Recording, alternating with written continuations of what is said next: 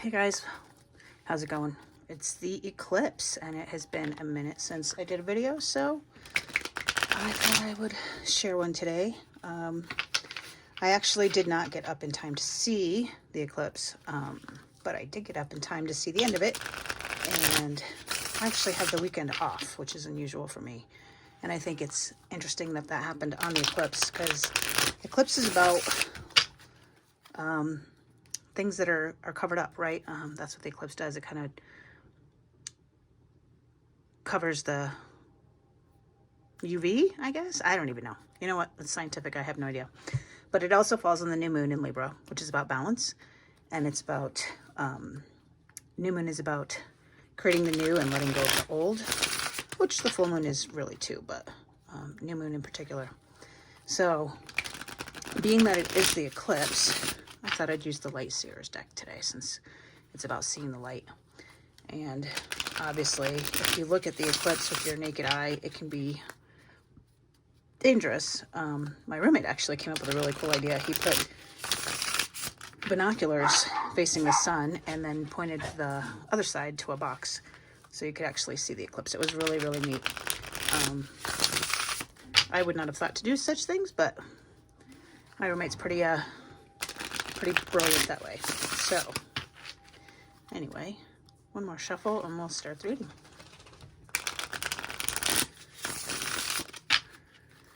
So, can I get current energies? Got the Eight of Swords in reverse. So Eight of Swords is about the prison of your mind. See, and it's all wrapped up. But if you notice, it's a mirror, right? She's not really tied up the way that she thinks that she is. She sees herself being wrapped up that way. But we get this in the reverse. So this is more about seeing things the way they really are instead of what we think them to be.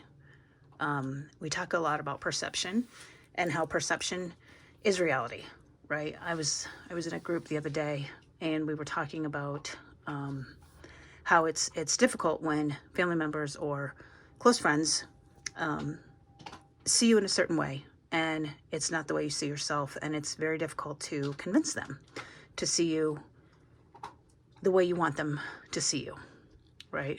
And I'm kind of babbling here, but what it boils down to is people are going to see you the way they see you, and you can't fix or change that, and you're realizing that. So you're starting to see yourself through the lens of your own eyes and not through the lens of someone else's. You might be the villain in someone else's story, but you are the hero of your own story. And we're starting to see that, and that's really, really good energy. You're starting to let go of that need for validation, that need for people to see you the way you know yourself to be, and not the way they perceive you to be. So let me think of a good example. Well, I'll tell the example that I told in the group the other night. So in the book, The Fifth Agreement, they talk about how everybody's life is like a movie, right? I'm sure you guys have heard this before. And in the movie, there's certain characters in the movie. Well, we are the director of that movie. So we get to categorize those characters any way we see fit. So we can categorize them as villains, as heroes, as supporting characters, etc. Well, everybody's movie is different. So the character that is you in your movie is very different from the character that is you in someone else's movie. So when you realize that, you can put some space between you. Sorry guys, my dogs are freaking out over here. Put some space between you and what they see. See, it's in a mirror, if you will. So we need to stop looking at that and start seeing ourselves the way we truly are. And that's what's happening in the current energies, which I think is great. It's good for the eclipse because,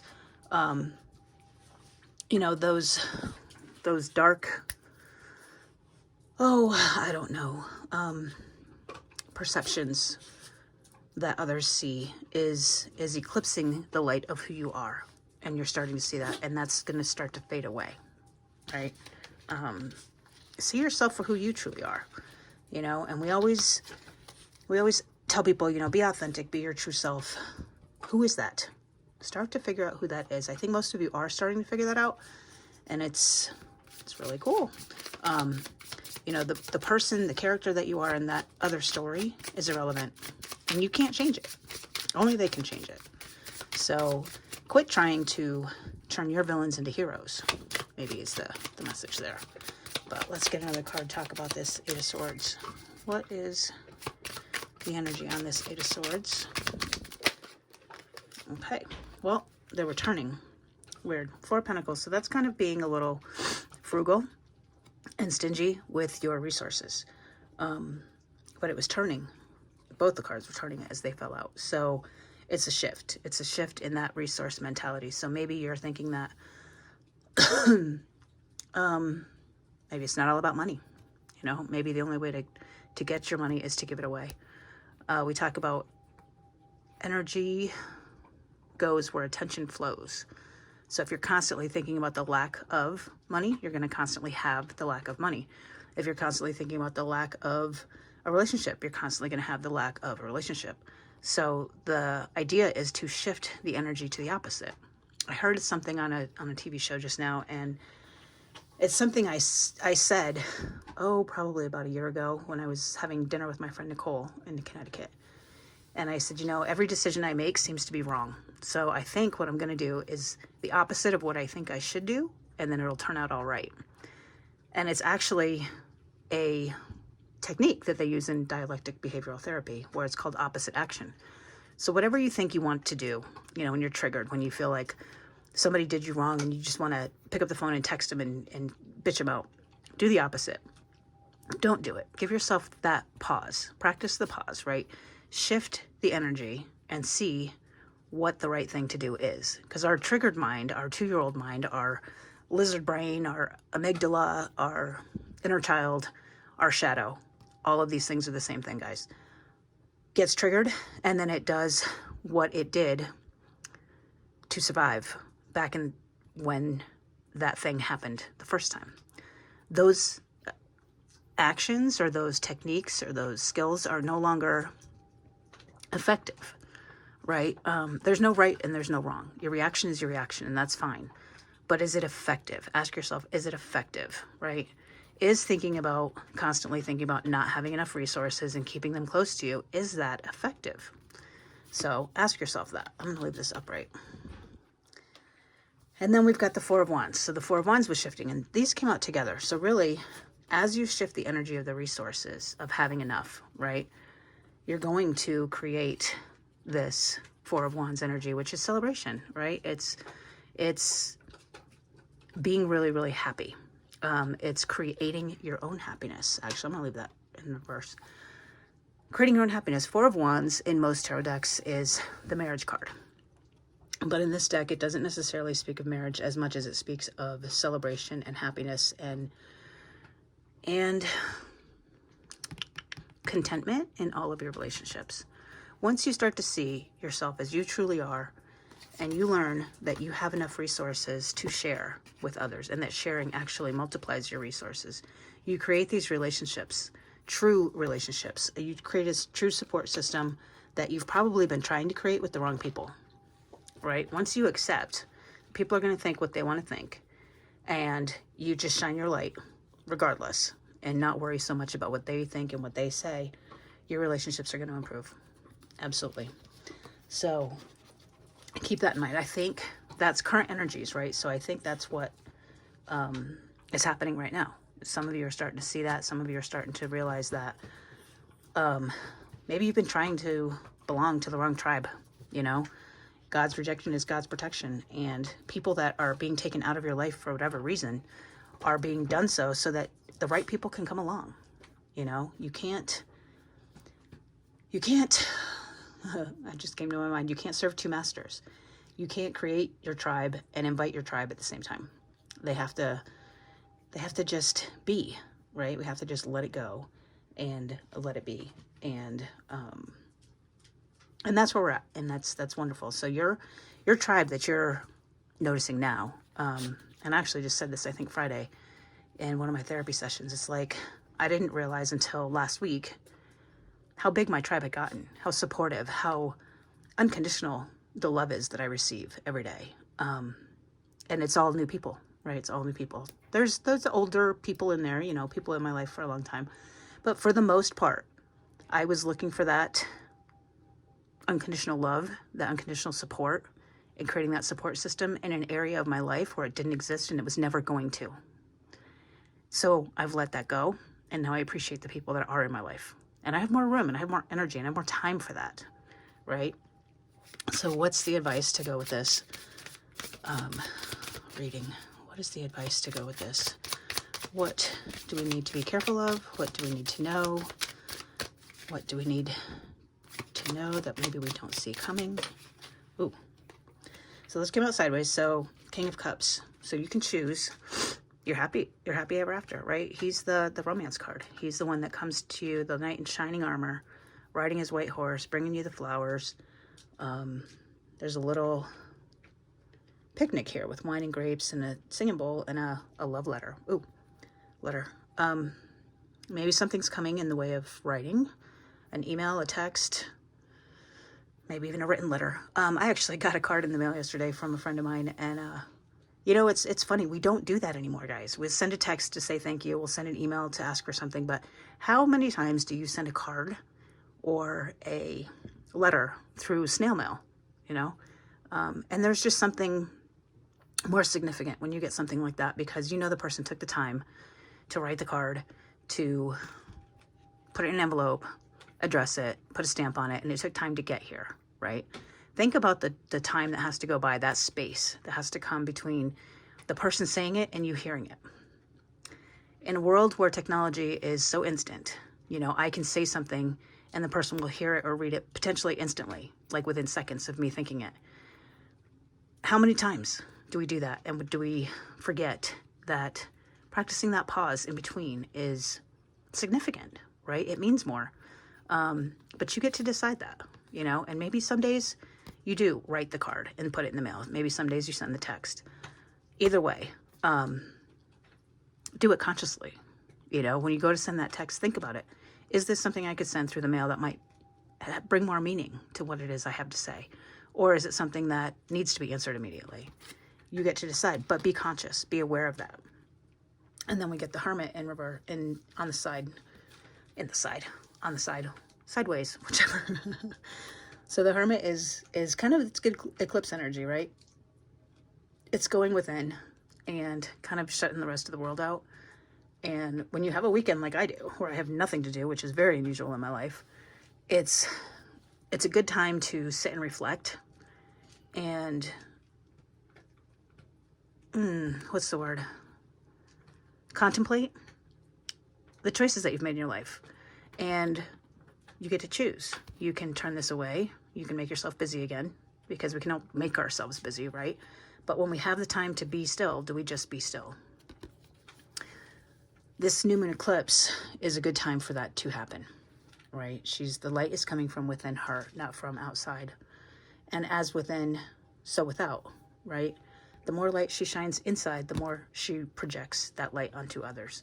And her star is in the lantern, which is down here. She didn't lose it. She just kind of set it down for a moment so that she can go and rejuvenate and project her own light onto the rest. And it's funny that I keep saying she, because the Hermit is usually male character, masculine energy in the tarot, but I feel a very feminine energy here.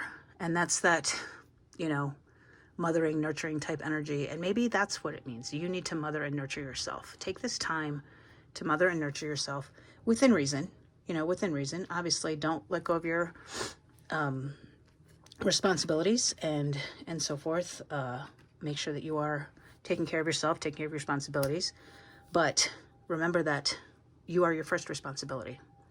You cannot pour from an empty cup, and the things that you need to figure out and contemplate and take into consideration are things that only you can figure out by yourself, right?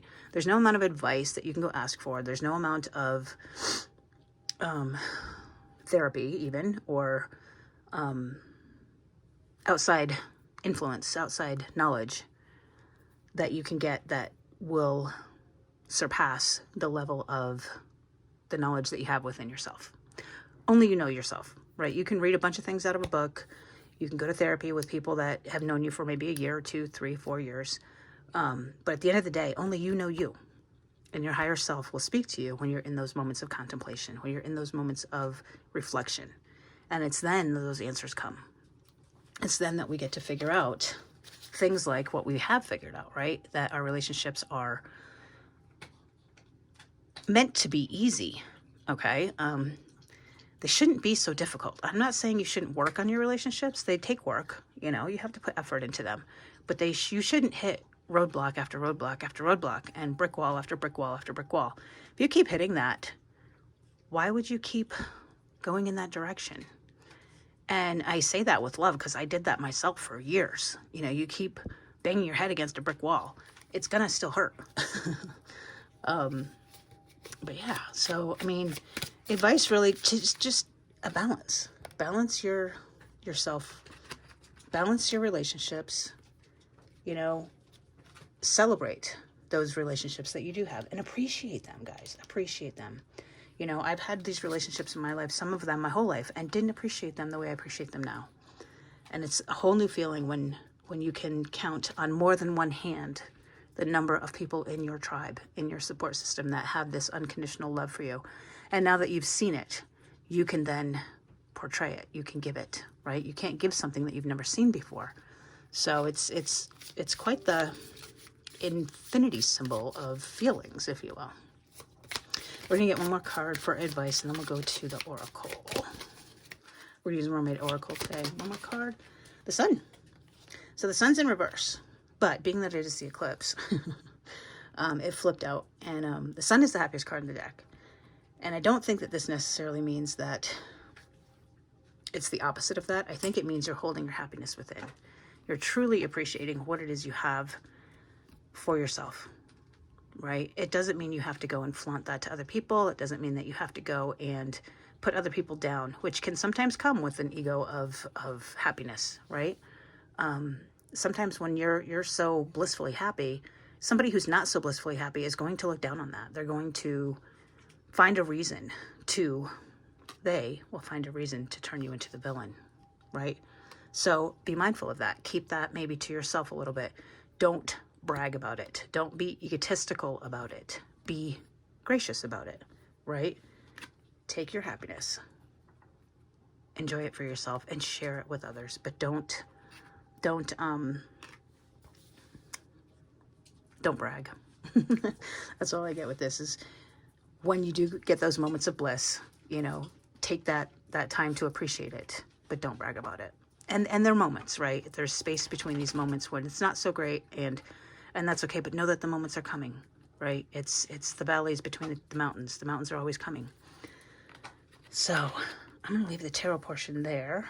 I was just noticing the colors. So we kind of went from a reddish hue over here, somewhere of your root chakra, into your third eye and throat chakra, into your solar plexus chakra. So you're kind of all over the place in the way of you're going down from root up to third eye, down to, you know, up and down, up and down. Things might be up and down in your life. And like I said, the space between the mountains, right? It's up and down all the time. It doesn't stand still, right? They say time doesn't stand still, but really time is just the measurement. So actually it does. It's us that moves through time, right? And the only time that we truly have is right now. So the past is the past, the future hasn't come yet, you know, all of the cliches, if you will. But really focus on now. Just focus on now. So I get some advice from the mermaids. Ooh, came quick. The future. So I feel like this one is talking about taking this energy into the future with you, right? Take it into the future with you because, like I said, not everything is going to be rainbows and unicorns all the time. But carry it with you. See how she carries it with her? In the bubble, right? Put it in the bubble and keep it with you so when you need it, you can access it. And those things that are maybe not so great, put them in a bubble and leave them, right? But make those memories. Take those memory pictures and reflect on them when you need to. For what you're doing now is going to make a difference in your future. All right, guys, I'm going to leave it there because my dogs are flipping out and I think they're about to knock my table over. And we'll talk in a minute. All right, take care. Hey, guys, how's it going? Sorry, no makeup. Yeah, I woke up late. It is a wonderful weekend to focus on your self-care, and apparently my dogs think so too. So, about the reading. So we're gonna hope that my dogs don't drop my video camera. Yeah, okay. So we talked about Libra new moon. So Libra is all about balance, and new moon is all about creating new things, right? What are you gonna put in your wish box, if you will? We talked about a unique way to see things. So with it being the eclipse, you can't really see the eclipse without a unique way to see it, right? So most people had gone out and bought eclipse glasses, right? So I think there's some sort of lens that you're supposed to look through in order to see the eclipse. But my roommate actually figured out a different way to do it. So I feel like the message there is you don't always have to look at things the same way, right? There's a million different ways to see something, and it doesn't always have to be the common way, if you will. When I talked about perception being reality, I switched hands on the card. So again, I think it's seeing things from a different perspective and looking at things in a unique and different way. The phone, actually, I got a text message when I was talking about seeing yourself the way you truly are. How many of us are looking through the lens of trauma? How many of us are looking through the lens of someone else? How many people are looking at themselves, seeing what other people see and not what they truly are? The reading was really a lot about looking at yourself and really finding yourself. And the other kind of theme that ran throughout is putting some space between you and the thing, right? So I talked about the letters, you know, sending snail mail letters. There's space between what's said and what's heard, and it being effective. You know, practice that pause, if you will, to contemplate and reflect. Now, it's funny, I kept saying reflection. So you think about reflection in a mirror, right? What are you reflecting to yourself? They say that you see in other people what exists within you. Well, why is that? Because you can't see what you don't know, right? You don't understand somebody's doing something if you don't understand. That went in a different direction. Let me think. I'll come back to that. I'm going to put some space between me and that thought. When I said I was going to get another card to get more information, I got another text message. So again, it's practice the pause. Get more information before you make your decisions, before you perceive and make a conclusion about what it is you're seeing. When I was talking about shifting the energy, I switched the Four of Pentacles on the stand. I switched it from upright to reverse. You can shift your own energy. You can make that choice, guys. It's not something that has to happen for you. It happens from within you. Okay? Let's see. I talked about, when the Knight of Cups came out, it was actually the Knight of Cups. I said it was the King of Cups. So, interesting shift there. I think the like subtle message there was that Knight of Cups is that first brand new romance. Don't turn him into the King of Cups. Let him evolve into the King of Cups, right? Don't let your perceptions turn your villain into your hero. And then I talked about, again, putting space between with the snail mail, taking the time, practice the pause. You know, take the time to think about what you want to say before you say it. There's a lot of space between in the theme today, as far as putting space between you and something else. Maybe you need to put space between you and another person. I don't know. The Hermit, I said it was reversed when it was really sideways. So again, it's your perception. Are you seeing things negatively that really are not negative or positive? They just are. And then, let's see, the shift of the cards when we were talking about responsibilities. When I was saying, you know, don't ignore your responsibilities, I moved the card from the left stand to the right stand. So maybe you need to balance and shift around some priorities and some responsibilities. And then I paused before I said throat chakra. I couldn't remember the throat chakra with the blue, right? So again, pause. Think before you speak, whether it be in text, whether it be in an email, whether it be in a snail mail, whether it be in person speaking. Think before you speak. Make sure it's effective. Make sure what you're saying is going to be effective. You can be right or you can be happy. They're not always the same thing. And the numbers we got today, 234. So 234 is progression. It's you're on the right path. It's the universe telling you you're on the right path. At least that's what it means for me. I don't know, it might mean something different for you. And then we had a song, Let It Be. So I said Let It Be at one point, and as I was watching the video for the after reading, the song Let It Be, the Beatles. So maybe check that song out. Names today were Nicole, and then the word Connecticut. I don't know. It's East Coast, Connecticut. Connecticut's where I grew up, so maybe it's something about your childhood and where you grew up, or the way you grew up. And then last we had the future card, the mermaid future card. And when I set it down at first, I covered the sun, so I eclipsed the sun, which is happiness, with the future. So don't ruin your happiness of today by worrying about the future. Enjoy it. Just be here now. Enjoy the future. Enjoy the bliss that you're experiencing now, and let the future take care of itself, guys. All right, that's about all I have. So you guys have a great rest of your day, and we'll talk soon. Much love and light.